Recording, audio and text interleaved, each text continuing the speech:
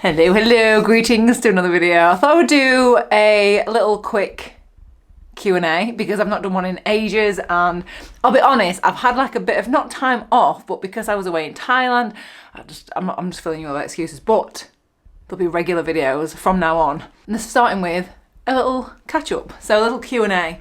Any events lined up this year? I have some events, I've got some trips. I mean, they're all still kind of being decided. One that I'm doing fairly soon, I'm going to Mallorca with Zwift for Zwift Community Live, so I'll be there for that. That's the start of April. Then myself and Juliet Elliott, if you don't know, but I'm sure you do, we're going to go and do a ride across the Canaries, like all the Canary Islands, which I'm so excited for. Well, that's going to be towards the end of April. So they're the main things that I've got immediately. Also potentially Paris-Roubaix. Ever coming back here to Adelaide to ride? Love Adelaide. I bought my first bike, actually it's that one. I bought that bike in Adelaide in 2014 and I love it, but it's just so far. Never say never, but I'm sure I will be riding there again at some point because it's just so good. The hills, the beaches. Which camera and mount do you recommend for hands-free video recording on the bike? So basically, I don't think I've got one in here. You can buy, I'll put a picture of it on screen, basically a little mount. I think they have it for attaching lights, but you can attach GoPro, you can attach basically any other little camera, which I think is amazing. Would you cycle Hardknott Pass again? So Hardknott Pass for years and years and years was like my nemesis. I tried to go and do it. If you don't know what Hardknott is, it's basically a really, really steep climb in the Lake District. It's probably, I think it's the steepest, it's definitely the steepest in England. Getting stuff at like maybe, I think it's 33%. Anyway, yeah, it took me like 3 attempts to do it without putting my foot down. It is so steep, it is so scary. Because if you're too far forward, your back wheel kind of just spins out and like slips. But if you sat down, your front wheel actually pops up because of the gradient. So yeah, I would definitely go back. Now I've conquered it, I will go back. There is a video, I'll leave a video below if you want to have a little watch me finally riding up the steepest climb in England. What do you use for muscle recovery? Yoga. I would say yoga is the best thing for me that I found. I love yoga, specifically, if I may speak, yin yoga, which is basically you hold poses for like 4 or 5 minutes. And I just find that like so helpful. And it's really good for like meditation and I just love it. So yeah, I would do that. I'm not sure, I think foam rolling is really good, but it's really painful, so I don't tend to do that very often. I should probably do it more. Missing your what I eat in a day videos. Does anyone want to watch what I eat in a day? I would happily film another one. Do you ever come to the USA? I think the last time I came and rode in the USA was with Unbound with Garmin. That was like a big gravel event.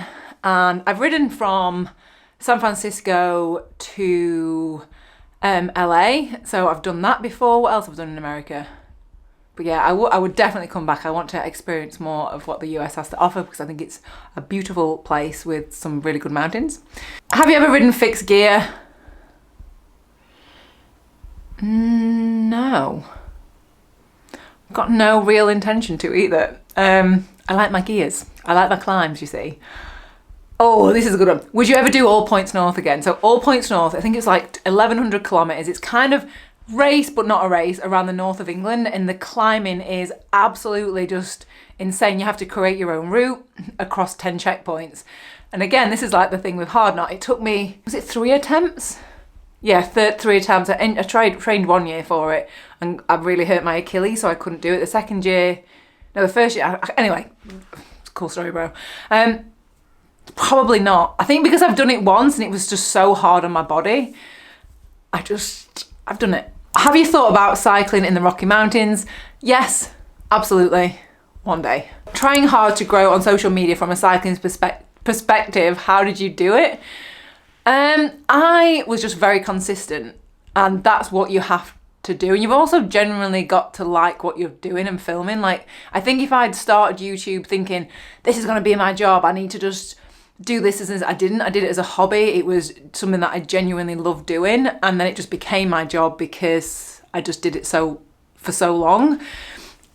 I'm trying to think, like, consistency, and I think that is the biggest tip. And I've even noticed recently, because I've not been posting as consistently, views just go down, because YouTube and the algorithm, if you're not posting regularly, it doesn't then push your videos out to a wider audience.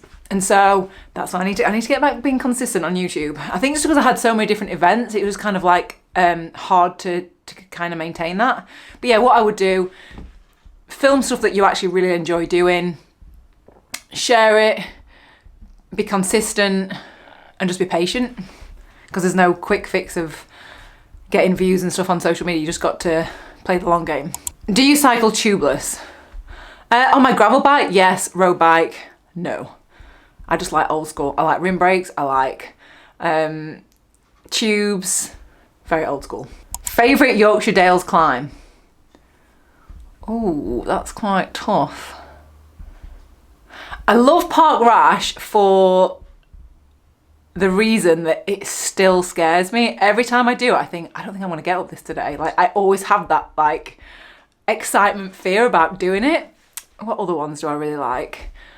Fleet Moss, again, that's just because it's so tough. Oxnop Scar, I do not like that one. That is too scary and steep. Which other ones? Buttertubs. I think probably Buttertubs, because I think the view that you get there, that's probably my favourite. I've actually done a video of that. I will leave a link below if you want to go and actually look what it looks like climbing it. What's the most motivational thing that cycling brings to your life? I think for me, I think it's a way of keeping fit. It's a way of being social. But for me as well, it's also like meditative. So like going out on a day, on a ride on my own, like nothing else kind of resets me. Do you know, if I'm either like stressed or a little bit upset about something, like if I just go on a ride, like after it almost feels like, what was I worried about? What was I upset about? And it just has that effect of, I don't know necessarily it's a cycling or nature or where I go to do it, but you just feel so much clearer afterwards. And I always think that if I think, I can't be bothered, I always think, but how am I going to feel after I've ridden or during the ride? When you travel to Thailand, where did you store your bike box for the return flight? Right, so when I ever do these point-to-point trips, always take a cardboard box. So I basically get to the start, take it out of the box, recycle the cardboard box, ride to the other end, find a bike shop, get a bike box to the other end, and then fly home. Simple. Did you enjoy covering Zwift Academy? Yes. I think you can probably tell from the videos, but it was just so nice to be in that side of it, rather than like some of the stuff that I film is different to that, and it's like this is the pro side of it, which I think is really interesting. And yeah, I just love being there and filming. Did you really enjoy it? Because I absolutely loved making those videos. How long did it take to plan the Thailand trip logistics? Not really that long. I didn't really take anywhere near as much time or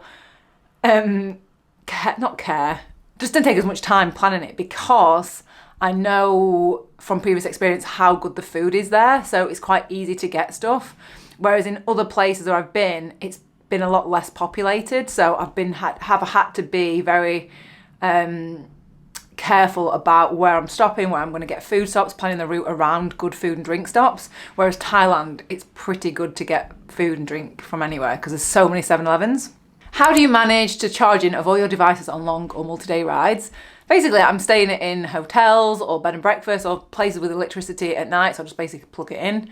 However, I do have a Garmin, so the Garmin is phenomenal for battery life. I did a video where I rode the whole Tour de France Femme avec Zwift route on one battery charge. So yeah, just get a Garmin. They've got really good battery life. If I may ask, if you had the chance, would you consider a collab with GCN? So Global Cycling Network. Yeah, I don't see why not. Oh, this is a nice one to end with. Not a question. Just want to say, love the content. You're an inspiration to all cyclists. You're just so nice to me. One last thing. Sorry, the light's crazy. I'm going to get really, really close. I want a favour, if you don't mind. So on Fridays from now, I will be doing a video series called 5-Minute Fridays. So catchy, isn't it?